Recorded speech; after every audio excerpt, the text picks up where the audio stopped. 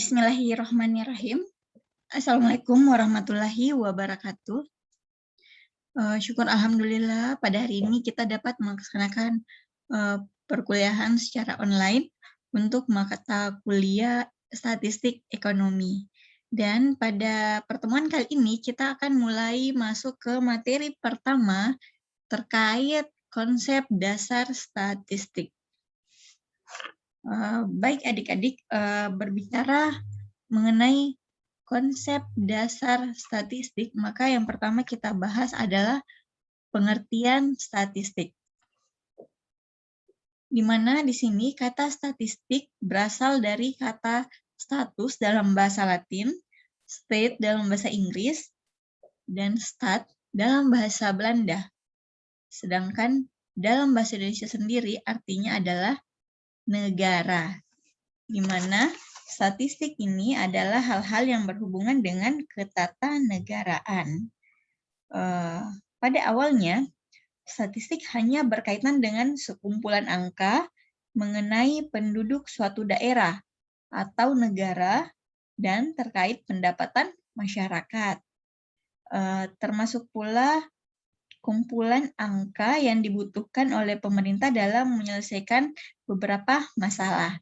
Itulah kenapa kata statistik ini yang dalam bahasa Indonesianya itu adalah negara, karena statistik ini berkaitan dengan pendapatan masyarakat, terkait jumlah penduduk, dan lain-lain. Selanjutnya, statistik ini pada mulanya diartikan sebagai kumpulan bahan keterangan atau data, baik yang berwujud angka, dalam hal ini kuantitatif, maupun yang tidak berwujud angka, dalam hal ini adalah kualitatif. Namun pada perkembangannya, arti kata statistik hanya dibatasi pada kumpulan bahan keterangan yang berwujud angka atau kuantitatif. Jadi, sekarang statistik itu berhubungan dengan angka-angka atau data kuantitatif. Selanjutnya, statistik itu mencakup hal-hal yang berkaitan tidak hanya pada pemerintahan saja. Jadi seperti dari kata statistik itu yang dalam bahasa Indonesia itu adalah negara, karena statistik itu digunakan banyak di dalam ketatanegaraan terkait jumlah penduduk, pendapatan masyarakat, dan lain-lain.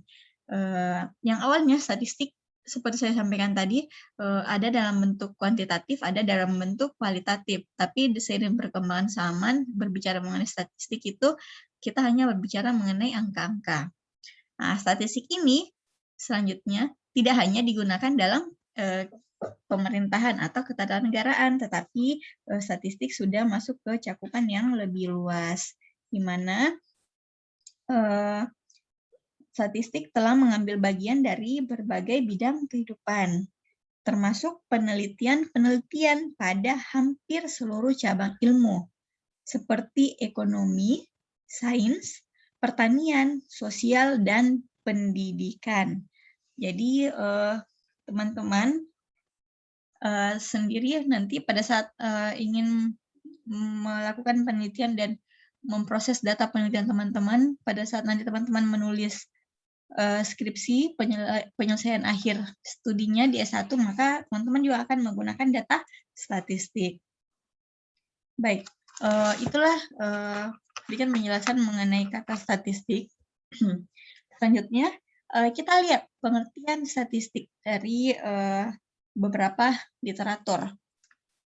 Yang pertama adalah statistik adalah sekumpulan angka untuk menerangkan sesuatu, baik angka yang belum tersusun atau masih acak maupun angka-angka yang sudah tersusun dalam suatu daftar atau grafik. Contohnya, statistik penduduk, yang berarti keterangan mengenai penduduk berupa angka-angka dalam bentuk ringkas, seperti jumlah penduduk dan rata-rata umur penduduk. Pengertian selanjutnya, statistik adalah sekumpulan cara dan aturan tentang pengumpulan, pengolahan, analisis, serta penafsiran data yang terdiri dari angka-angka. Oke, selanjutnya statistik adalah sekumpulan angka yang menjelaskan sifat-sifat data atau hasil pengamatan. Dari pengertian di atas, statistik sudah diartikan dalam arti yang luas, yang sudah merupakan suatu metode atau ilmu yang terkait pengumpulan data, pengolahan, penganalisisan, penafsiran, dan penarikan kesimpulan dari data yang ada. Jadi statistik bukan hanya angka 1, 2, 3, tetapi pengolahan data tersebut, pengolahan angka-angka tersebut itu juga sudah termasuk dalam bagian dari statistik. Selanjutnya, dari pengertian statistik, dapat disebutkan komponen-komponen dan unsur-unsur dari statistik sendiri. Ada 4. Yang pertama, data. Jadi, dalam statistik itu ada data. Termasuk juga yang kedua adalah perlakuan data. Yang bagaimana itu perlakuan data? Seperti pengumpulan data, pengolahan data, itu juga termasuk dalam statistik. Selanjutnya, kesimpulan dan angka-angka juga menjadi komponen dalam statistik. Oke, selanjutnya kita masuk ke peranan statistik. Jadi saya harap adik-adik sudah punya gambaran sedikit apa itu statistik. Jadi statistik itu kalau kalian membayangkan angka-angka dari angka-angka itulah statistik. Kalau kalian seseorang mengolah data dari angka-angka tersebut itulah statistik. Jadi seperti itu secara ringkasnya. Oke, lanjut peranan statistik. Statistik ini berperan dalam kehidupan sehari-hari, dalam penelitian ilmiah, dan dalam ilmu pengetahuan. Berbicara mengenai peran statistik dalam kehidupan sehari-hari, statistik memiliki peranan sebagai penyedia bahan-bahan atau keterangan-keterangan berbagai hal untuk diolah dan ditafsirkan. Contohnya, angka-angka kenakalan remaja, tingkat biaya hidup, tingkat kecelakaan, lalu lintas, serta tingkat pendapatan. Jadi itu untuk mengetahui jumlah kenakalan remaja itu menggunakan data statistik. Untuk mengetahui tingkat biaya hidup itu kita gunakan statistik. Jadi contohnya tingkat kecelakaan lalu lintas. Nah, itu kan untuk mengetahuinya pastinya kita tanyakan, anggaplah ke kantor polisi berapa kecelakaan yang terjadi dalam 1 bulan di kecamatan ini. Nah, kalau misalnya polisinya menjawab tingkat kejadian kecelakaan ada 10 peristiwa, berarti angka 10 itu menjadi bagian dari statistik angkanya. Kemudian kalau angka 10 itu diolah, diteliti, maka pengolahan dan penelitiannya itu juga masuk dalam kategori statistik. Jadi dengan adanya statistik, kita bisa mengetahui bagaimana tingkat kenakalan remaja dari tahun ke tahun, apakah meningkat atau menurun, bagaimana tingkat kecelakaan dari waktu ke waktu, apakah terjadi peningkatan atau penurunan, itu kita bisa ketahui dengan adanya statistik itu sendiri. Lanjut, dalam penelitian ilmiah. Kalau dalam penelitian ilmiah, statistik memiliki peranan sebagai penyedia alat untuk mengemukakan atau menemukan kembali keterangan-keterangan yang seolah-olah tersembunyi dalam angka-angka statistik.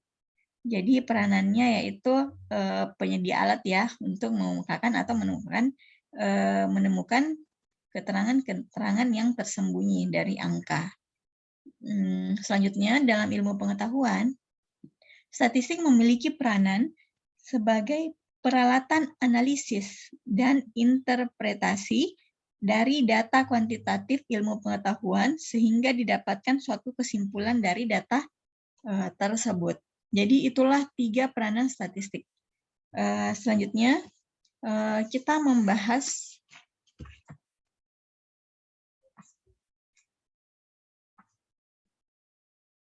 Perlunya statistik.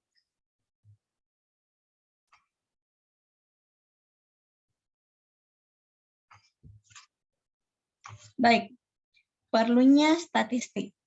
Yang pertama, menjelaskan hubungan antara variabel-variabel. Jadi, statistik mengapa perlu? Karena agar kita dapat mengetahui atau mempelajari, dalam hal ini mengapa kita harus mengetahui dan mempelajari statistik, karena statistik sebagai alat bantu. Alat bantu untuk apa? Yang pertama itu tadi menjelaskan hubungan antara variabel-variabel. Variabel atau perubah merupakan sesuatu yang nilainya tidak tetap, seperti produksi, hasil penjualan, umur, tinggi badan, itu tidak ada yang konstan. Nah, dengan statistik, variabel-variabel tersebut dapat dijelaskan. Misalnya, hubungan antara permintaan produk dengan tingkat pendapatan, jumlah penduduk atau dengan jenis penganut agama, analisis korelasi dan regresi, maupun memberikan jawaban yang terbaik. Jadi, dengan adanya statistik, kita bisa mengetahui hubungan antara variabel yang satu dengan variabel yang lainnya. Contohnya tadi hubungan antara permintaan produk dengan tingkat pendapatan. Itu bisa kita ketahui bagaimana hubungannya apabila ada angka statistik. Yang kedua, mengapa statistik perlu? Karena dengan adanya statistik dapat membuat rencana dan ramalan. Rencana dan ramalan merupakan dua hal yang diperlukan dalam pelaksanaan sesuatu, sehingga dapat diperoleh hasil yang baik dan berkualitas. Oleh karena itu, rencana dan ramalan harus baik pula. Nah, dengan adanya statistik, rencana dan ramalan dapat dibuat sebaik mungkin. Contohnya, rencana pembuatan perumahan untuk 5 tahun mendatang dari suatu pemerintahan kota. Pastinya untuk membangun perumahan itu dipengaruhi oleh banyak faktor, seperti jumlah penduduk, tingkat pendapatan masyarakat. Nah, dengan adanya statistik, maka analisis data berkala mampu memberikan jawaban yang terbaik. Selanjutnya, mengatasi berbagai perubahan. Perubahan-perubahan yang terjadi dalam suatu pengambilan keputusan tidak mungkin dapat diabaikan atau dihindarkan, supaya pihak-pihak lain tidak ada yang dirugikan. Dengan statistik, perubahan-perubahan yang mungkin terjadi dapat diantisipasi sedini mungkin.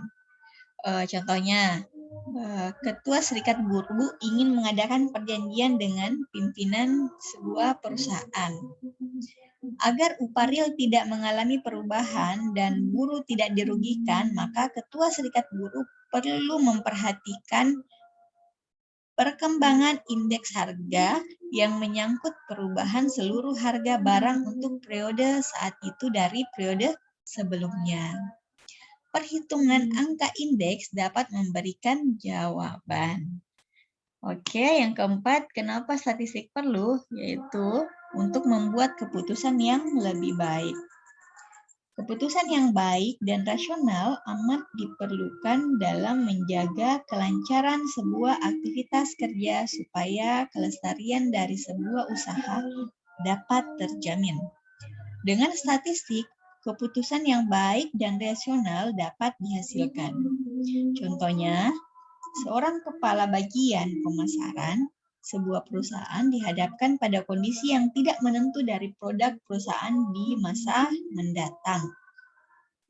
Apakah pemasaran produk ini akan tinggi, rendah, atau sedang? Nah, kepala bagian pemasaran harus dapat mengambil sikap atau tindakan tertentu.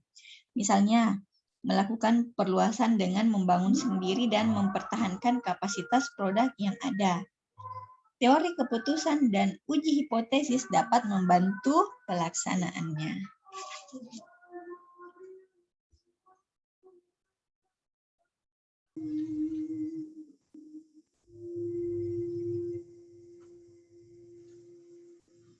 Baik, selanjutnya kita membahas fungsi statistik.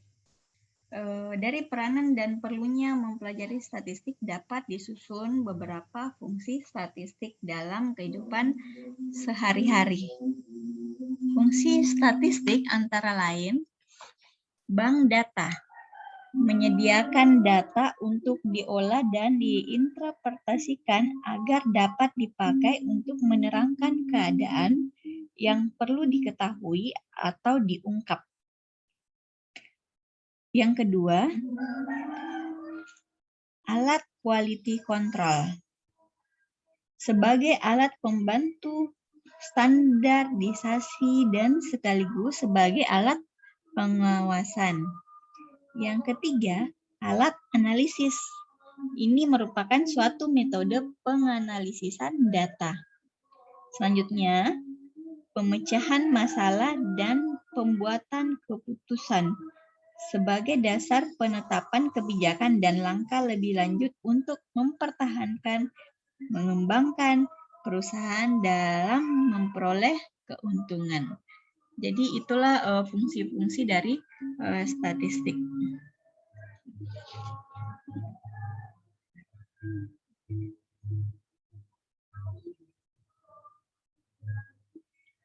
Selanjutnya, pembagian statistik berdasarkan cara pengolahan datanya.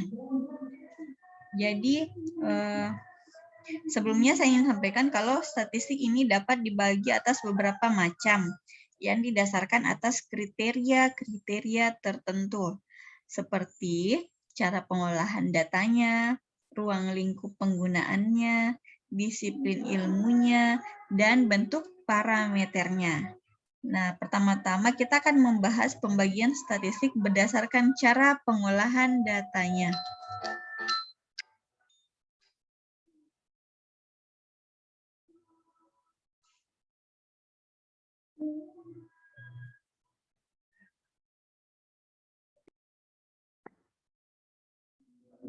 Baik, pembagian statistik berdasarkan cara pengolahan datanya dibagi menjadi dua, yaitu statistik deskriptif dan statistik inferensi. Statistik deskriptif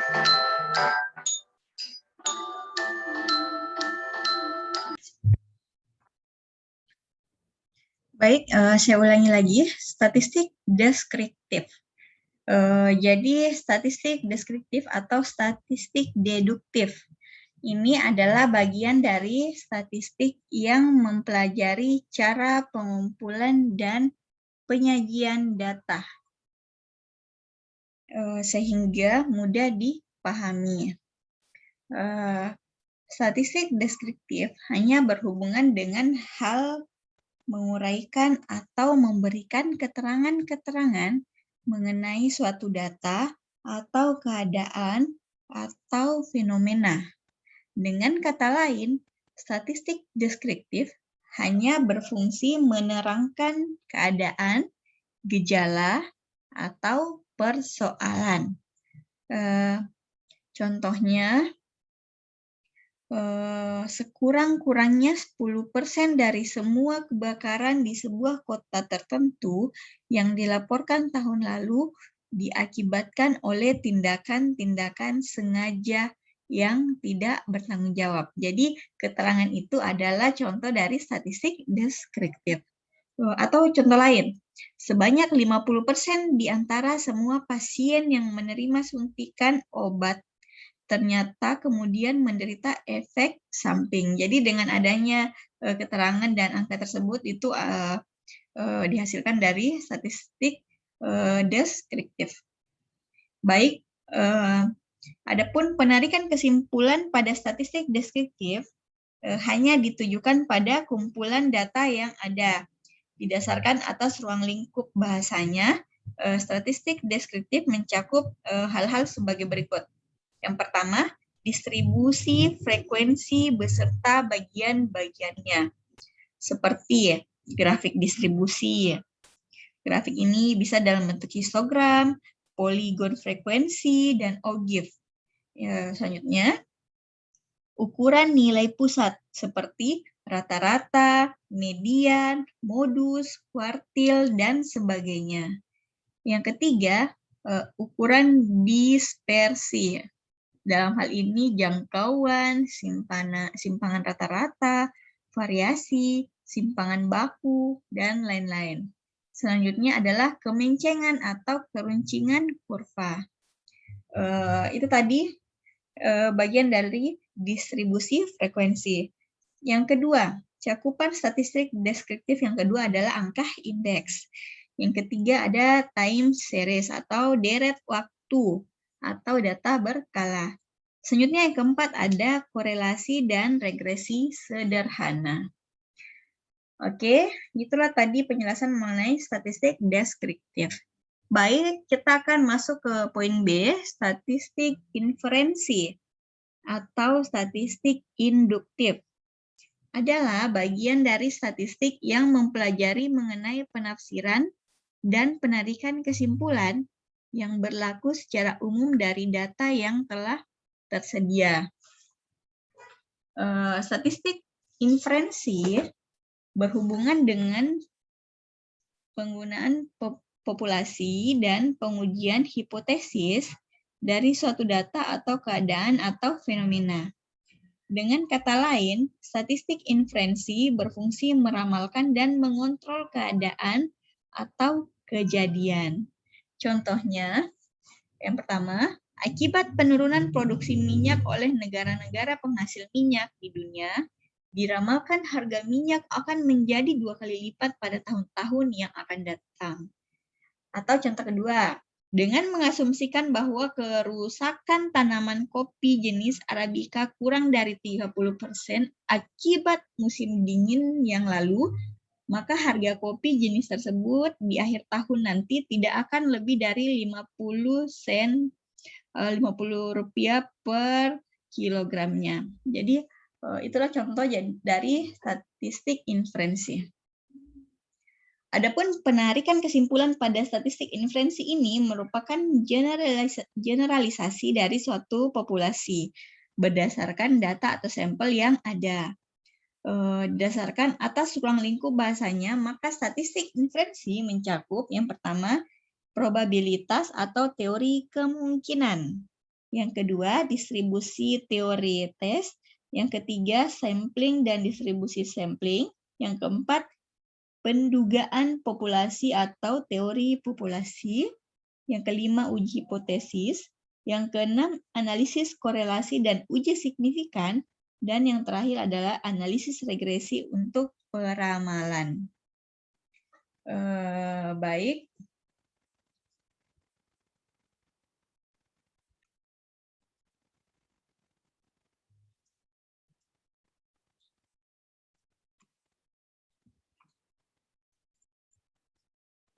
Selanjutnya kita akan membahas pembagian statistik berdasarkan ruang lingkup penggunaannya. Didasarkan atas ruang lingkup penggunaan atau disiplin ilmu yang menggunakannya, statistik dapat dibagi atas beberapa macam, yaitu yang pertama statistik sosial. Statistik sosial adalah statistik yang diterapkan atau digunakan dalam ilmu sosial. Selanjutnya, statistik pendidikan adalah statistik yang diterapkan atau digunakan dalam ilmu dan bidang pendidikan. Begitu pula dengan statistik ekonomi, yang mana dalam hal ini adalah nama dari mata kuliah kita, statistik ekonomi adalah statistik yang diterapkan atau yang digunakan dalam ilmu-ilmu ekonomi. Jadi begitu seterusnya sampai dengan statistik kesehatan adalah statistik yang digunakan dalam bidang kesehatan. Baik, adapun pembagian statistik berdasarkan bentuk parameternya. Ada dua. Yang pertama, statistik parametrik. Statistik parametrik adalah bagian statistik yang parameter dari populasinya mengikuti suatu distribusi tertentu, seperti distribusi normal, dan memiliki varian yang homogen. Yang kedua, statistik non-parametrik. Statistik non-parametrik adalah bagian statistik yang parameter dari populasinya tidak mengikuti suatu distribusi tertentu atau memiliki distribusi yang bebas dari persyaratan dan variannya tidak perlu homogen. Baik, adik-adik, itulah penjelasan saya terkait konsep dasar statistik. Saya harap adik-adik mengerti. Dan selanjutnya sampai berjumpa di materi kedua pekan depan. Baik, saya akhiri perkuliahan kita hari ini. Oh ya, sebelumnya saya ingin menyampaikan terkait tugas untuk minggu ini. Untuk bab terkait penjelasan konsep dasar statistik ini, saya memberikan tugas kepada adik-adik untuk membuat resume ringkasan materi terkait materi hari ini. Jadi silakan adik-adik membuat ringkasan materi, ditulis tangan. Terserah adik-adik minimal 1 halaman lah. Minimal 2 halaman ya. Jadi paling sedikit 2 halaman. Tuliskan dengan tulis tangan materi terkait konsep dasar statistik. Kalau adik-adik ingin menambahkan materi di luar dari penjelasan saya hari ini juga boleh. Pokoknya silakan jelaskan apa yang adik-adik yang bisa peroleh dari perkuliahan kita pada hari ini. Selanjutnya tugasnya saya akan buatkan room di Google Classroom. Jadi adik-adik silakan mengupload tugasnya di Google Classroom paling lambat sebelum perkuliahan minggu depan dimulai. Baik, terima kasih atas perhatian adik-adik. Saya ucapkan terima kasih juga atas kesempatan dan waktu adik-adik untuk mengikuti perkuliahan ini. Saya akhiri dengan ucapan wabillahi taufiq wal hidayah. Wassalamualaikum warahmatullahi wabarakatuh.